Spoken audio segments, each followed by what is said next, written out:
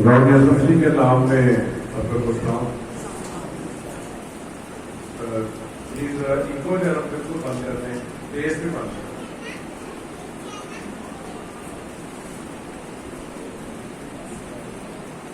میں خداوند کا شکر گزار ہوں اور پھر فادری صاحب کا آپ سب کا کہ خداوند نے ایک بار پھر مجھے موقع دیا تقریباً 1 سال کے بعد میں آپ کے درمیان میں موجود ہوں اور میں اپنے لیے یہ بڑا اعزاز سمجھتا ہوں کہ 1 سال کے بعد خدا نے مجھے موقع دیا.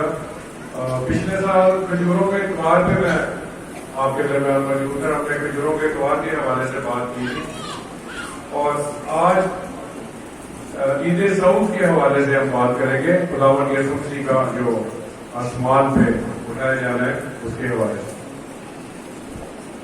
اور اس کے علاوہ جب چرچ کے اندر ہم داخل ہوئے ہیں تو بہت زیادہ گھٹن تھی چرچ کے اندر اور مجھے تو بہت زیادہ گرمی لگ رہی ہے. آپ کا مجھے پتا نہیں ہے لیکن آپ لوگوں کی یہ ہمت ہے اور اپنے لیے ذرا ایک دفعہ بھرپور کرنا ہوتا ہے. والد صاحب آپ کے لیے آپ کو بھی مبارکباد. آپ کی کلیسیا کو بھی آپ نے ہمارا انتظار بھی کیا اور بڑی شدید گرمی ہے آج. تو سرگودا میں شاید گرمی زیادہ کی تھوڑی اس ایریے میں زیادہ پڑ رہی ہے. تو چلے کوئی بات نہیں, یہ بھی خدا کی مرضی ہے. میرے عزیزو آج جو ہمارا موضوع ہے وہ ہے صعود المسیح, مسیح کا آسمان پہ اٹھایا جانا. اور ایکچولی یہ جو دن ہے یہ جمعرات کو تھا 18 تاریخ کو جو دن آتا ہے یعنی ایسٹر کے بعد 40 دن تو وہ دن تھا. لیکن کیونکہ آج اتوار کی عبادت ہے تو ہم اس پہ جو ہے وہ تھوڑی بات چیت کریں گے. اور صعود کے کیا معنی ہے؟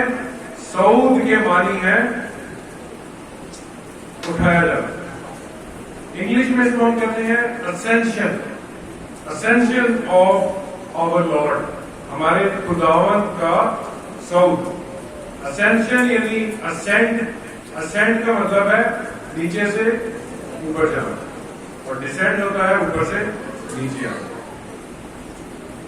یعنی مسیح خداوند جو ہے وہ زمین سے آسمان پر چلے گئے.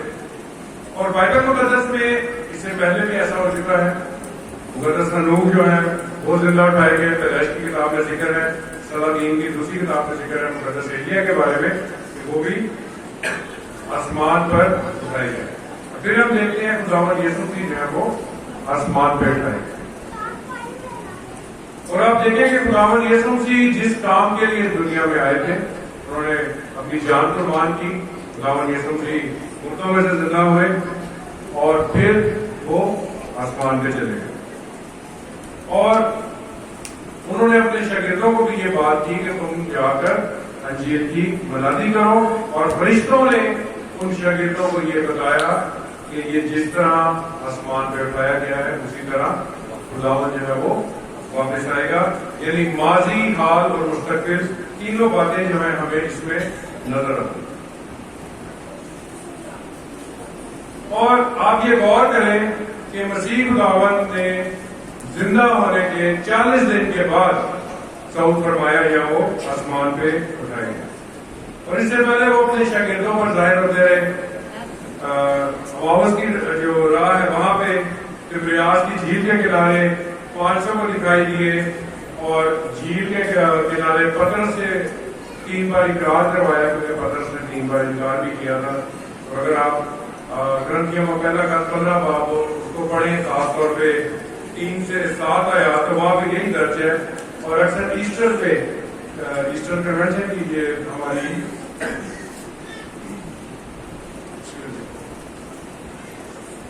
ایسٹر کنونشن کی یہ ہماری سندی آیت ہوتی ہے کہ مسیح کتاب مقدس کے مطابق ہمارے گناہوں کے لیے ہوا اور دفن ہوا اور تیسرے دن کتاب مقدس کے مطابق جی اٹھا.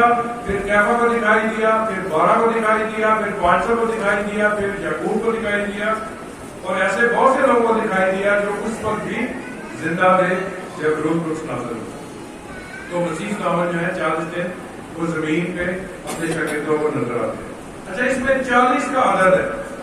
40 کا عدد جو ہے وہ اس موقع میں بڑی اہمیت کا حامل ہے، کیونکہ 40 کا عدد آپ کو کئی مرتبہ بائبل میں نظر آئے گا، اور 157 مرتبہ 157 ٹائمز 40 کے عدد کا ذکر آپ کو کلام مقدس میں ملے گا۔ اگر آپ بائبل پڑھیں تو آپ کو پتہ چلے گا کہ نوح کے طوفان کے دوران 40 دن اور 40 رات جو ہے وہ بارش ہوتی ہے۔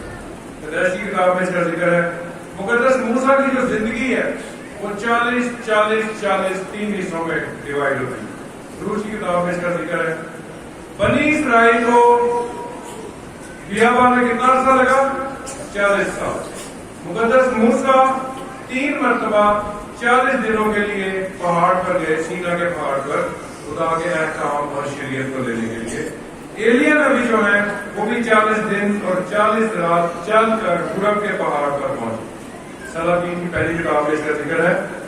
شریعت میں 40 کوڑوں کا حکم ہے۔ استثنا 25:3 میں آپ پڑھ سکتے ہیں۔ ساؤل بادشاہ، مقدس داؤد بادشاہ اور مقدس سلیمان بادشاہ، تینوں نے 40 سال حکومت کی۔ یونا نبی کی منادی بھی 40 دنوں کی تھی، اور خداوند یسوع مسیح کو ان کی پیدائش کے 40 دن کے بعد حکم دلایا۔ اور پھر آپ دیکھیں کہ خداوند یسوع مسیح نے اپنی خدمت سے پہلے 40 دن کہاں پہ گزارے؟ بیابان میں گزارے، اور جی اٹھنے کے بعد زمین پر کتنے دن گزارے؟ 40 دن۔ اور خداوند یسوع مسیح کے آسمان پہ اٹھائے جانے کے تقریباً 40 سال کے بعد یروشلم جو ہے وہ تباہ ہو گیا، ہیکل جو ہے وہ تباہ ہو گئی۔ اور دلچسپ بات یہ ہے کہ بائبل مقدس کے جو رائٹرز ہیں، جو مصنفین ہیں، وہ بھی 40 ہے۔ آپ دیکھیں 40 کی کتنی زیادہ ویلیو ہے۔ اور 40 کا جو عدد ہے یہ آزمائش کو ظاہر کرتا ہے، یہ تیاری کو ظاہر کرتا ہے۔ اور آپ دیکھیں کہ مسیح خداوند نے اپنی خدمت کے آغاز میں 40 دن جو ہے وہ بیابان میں گزارے، اور اس کے بعد اپنے شاگردوں کو بلایا۔ اور لکھا ہے گلیل کی جھیل کے کنارے کنارے جاتے ہوئے اس نے شمعون اور شمعون کے بھائی اندریاس کو جھیل میں جال ڈال سے دیکھا، کیونکہ وہ ماہی گیر تھے، اور یسوع نے ان سے کہا میرے پیچھے چلے آؤ تو میں تم کو عالمگیر بناؤں۔ اور اس کا ذکر مرکز کی انجیل کے پہلے باب۔ اور پھر آپ دیکھیں کہ جی اٹھنے کے بعد مسیح خداوند نے جب 40 دن گزارے، پھر مسیح خداوند نے اپنے شاگردوں کو کیا کہا؟ مرکز کی انجیل کے 15ویں باب میں اس کا ذکر ہے۔ اور اس نے ان سے کہا تم تمام دنیا میں جا کر خلق کے سامنے انجیل کی منادی کرو۔ جب مسیح نے کہا تھا کہ میں تم کو آدمگیر بناؤں گا، یعنی تم آدمیوں کو پکڑو گے، تو یہاں پہ مسیح خداوند نے خدمت جب اپنی ختم کی ہے، اس کے 40 دن کے بعد مسیح خداوند نے کیا کہا کہ تم جا کے ساری دنیا میں انجیل کی منادی کرو۔ غور طلب بات یہ بھی ہے کہ جو بنی اسرائیل ہے، اسرائیلی قوم ہے، انہوں نے مصر سے آزادی کی رات قربانی کی، فسح کھائی، اور پھر 40 سال تک خدا نے ان کو بیابان میں رکھا۔ ایسے ہی ہے، خدا نے اپنی قوم کو بیابان میں رکھا، خدا نے ان کو تعلیم دی، خدا نے ان کو ٹریننگ دی، خدا نے ان کو شریعت دی، اور اس کے بعد خدا ان کو وعدے کی سرزمین پر، یعنی جس ملک کا وعدہ بنی اسرائیل سے ہوا تھا، خدا نے ان کو ملک دے دیا۔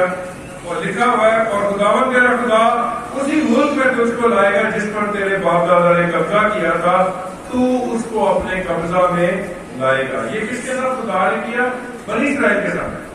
خدا نے اپنی قوم کو کے ساتھ جو وعدہ کیا تھا، 40 سال کے بعد خدا نے وہ وعدہ جو ہے وہ پورا کیا۔ اب ہم نئے عہد میں آتے ہیں تو مسیح خداوند نے اپنی جان قربان کی، مسیح خداوند مردوں میں سے زندہ ہوا، اور 40 دن تک شاگردوں کو تعلیم دی، اور تمام دنیا میں منادی کرنے اور خوشخبری پھیلانے کا حکم دیا۔ تو کیا لکھا ہے؟ پس تم جا کر سب قوموں کو شاگرد بناؤ، اور ان کو باپ اور بیٹے اور روح القدس کے نام سے بپتسمہ دو، اور ان کو یہ تعلیم دو کہ ان سب باتوں پر عمل کرے جن کا میں نے تم کو حکم دیا ہے، اور دیکھو میں دنیا کے آخر تک ہمیشہ تمہارے ساتھ ہوں۔ بنی اسرائیل کو 40 سال کے بعد ایک زمین کا ٹکڑا دیا گیا، ایک ملک ان کو دیا گیا، اور جو مسیح کے شاگرد تھے اور آپ بھی مسیح کے شاگرد ہیں، مسیح نے آپ کو ساری دنیا دے دی ہے۔ مسیح نے کہا ساری دنیا کے آگے جا کے انجیل کی منادی کرو اور دیکھو میں دنیا کے آخر تک ہمیشہ تمہارے ساتھ ہوں۔ اب یہ جو خداوند یسوع کے آسمان پہ اٹھائے گئے ہیں تو اس کے دو حصے ہیں کہ زمین پہ اس کو کیا ہوا اور آسمان پہ کیا ہوا۔ اب شاگرد جب ایڈر صاحب نے حوالہ پڑھا تو شاگرد کیا کہہ رہے ہیں خداوند یسوع مسیح کو؟ وہ کہہ رہے ہیں خداوند کیا تو اسرائیل کو پھر اسی کو بادشاہی عطا کرے گا؟ یعنی یہ شاگرد مایوس تھے۔ پام سنڈے سے کھجوروں کے اتوار سے لے کے مسیح کی موت تک یہ مایوس تھے، انہوں نے کہا سب کچھ ختم ہو گیا، مرنے والا اپنے ساتھ یہ اپنی باتیں لے گئے۔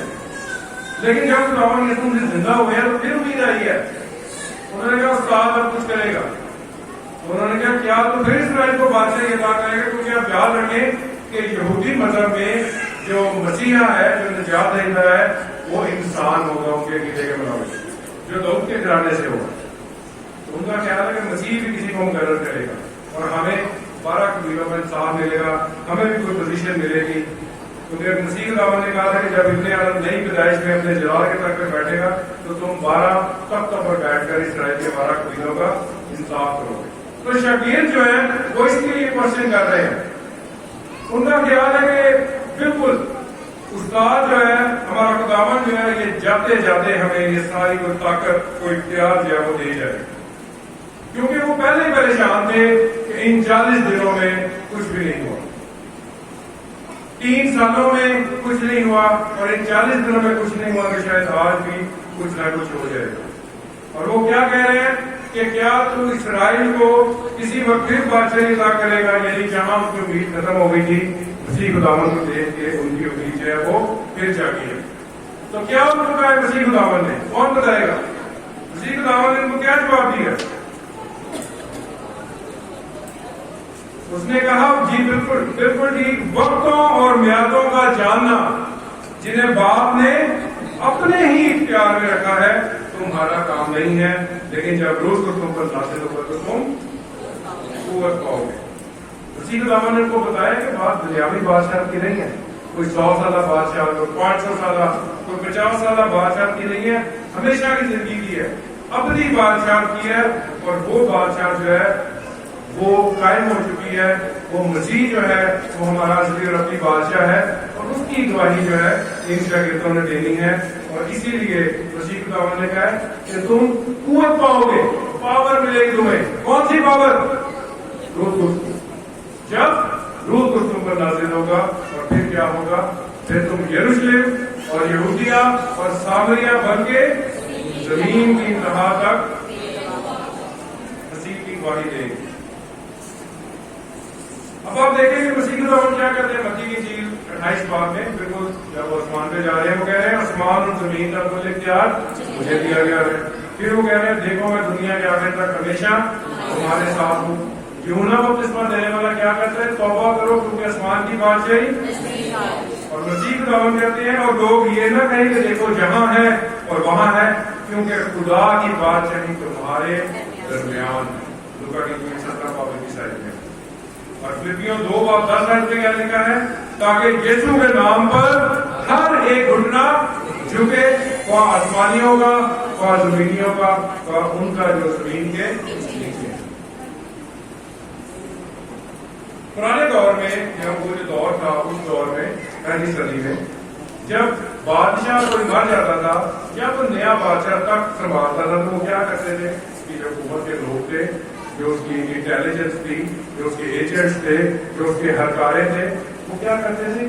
وہ اپنی سلطنت کے سارے لوگوں کو دوڑا لیتے تھے، ان کو مختلف علاقوں میں بھیجتے تھے، کیونکہ ان کے پاس ای میل نہیں تھی، ان کے پاس فون نہیں تھا، ان کے پاس ٹیلی گراف بھی نہیں تھا، یا فیکس بھی نہیں تھا، کچھ بھی نہیں تھا، کوریئر سروس بھی نہیں تھی، ٹیلی ویژن بھی نہیں تھا۔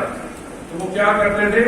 وہ اپنے جو ملازم تھے ان کو مختلف علاقوں میں بھیجتے تھے، اور وہ کیا کرتے تھے؟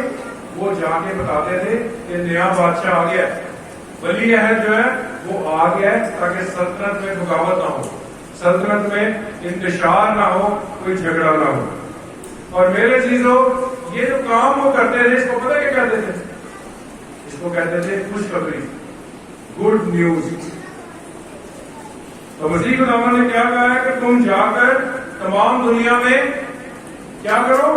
منادی کرو، خوشخبری سناؤ. کیا خوشخبری ہے وہ؟ کیا منادی ہے وہ؟ یہی منادی ہے کہ آسمان کی بادشاہی قائم ہے اور مسیح خداوند جو ہے وہ ہمارا کون ہے؟ بادشاہ ہے، اور وہ ہمارا خداوند ہے، وہ ہمارا نجات دہندہ. اسی لیے مسیح خداوند نے کہا ہے یروشلم، یہودیہ، سامریہ، بلکہ زمین کی انتہا تک جہاں جہاں آپ جا سکتے ہیں، آپ کا کیا کام ہے کہ آپ نے آسمان کی بادشاہی کی منادی کرنی ہے. آپ اس کو کہاں سے شروع کرتے ہیں؟ آپ اس کو اپنے گھر سے شروع کرتے ہیں، آپ اپنے ارد گرد سے شروع کرتے ہیں، اپنے رشتے داروں سے شروع کرتے ہیں، اپنے دوستوں سے شروع کرتے ہیں. آپ پھر ان لوگوں میں جاتے ہیں جن کو آپ برا سمجھتے ہیں. آپ پھر ان لوگوں سے بات کرتے ہیں جن سے آپ بات کرنا پسند نہیں کرتے، اور اس کے بعد پھر آپ کا جہاں دل کرتا ہے آپ جاتے ہیں اور آپ مسیح خداوند کا جو پیغام ہے وہ غیر قوموں تک پہنچاتے ہیں. اور پھر کیا ہوا؟ پھر لکھا یہ کہہ کر دیکھتے ہی دیکھتے وہ اوپر اٹھا دیا گیا اور بدلی نے اسے ان کی نظروں سے چھپا لیا. اور پھر آپ کیا دیکھتے ہیں کہ دو جو فرشتے ہیں، یہ دو مرد جو ہیں وہ سفید پوشاک کرنے ان کے پاس آ جاتے ہیں. وہ کیا کہتے ہیں کہ اے گلیلی مردو، تم کیوں کھڑے آسمان کی طرف دیکھتے ہو؟ یہی یسوع جو تمہارے پاس آسمان پہ گیا ہے اسی طرح پھر آئے گا جس طرح تم نے اسے جاتے دیکھا. عزیزو، یہ بھی بات آپ یاد رکھیں، یہ بڑی خاص باتیں ہیں، یہ عام باتیں نہیں ہیں، اور یہ بڑا خاص موقع ہے. شمس المسیح لکھا ہے بدلی نے اسے چھپا لیا، بادل نے اسے چھپا لیا. آپ یاد رکھیں بائبل میں بادل کا ذکر، ابر کا ذکر جب بھی آئے گا تو سمجھے خدا کی حضوری وہاں پہ. آپ کو بنی اسرائیل جب بیابان میں ہے تو آپ کو وہاں بھی ابر کا ستون نظر آتا ہے، خدا کی حضوری وہاں پہ. آپ کو عہد کے صندوق کے اوپر ابر نظر آتا ہے، خدا کی حضوری وہاں پہ. آپ کو خیمہ اجتماع کے اندر ابر نظر آتا ہے، خدا کی حضوری وہاں پہ ہے. اور جب مسیح خداوند آسمان پہ اٹھائے گئے ہیں تو آپ کو وہاں بھی بادل نظر آتے ہیں، وہاں بھی ابر نظر آتا ہے، کیونکہ وہاں بھی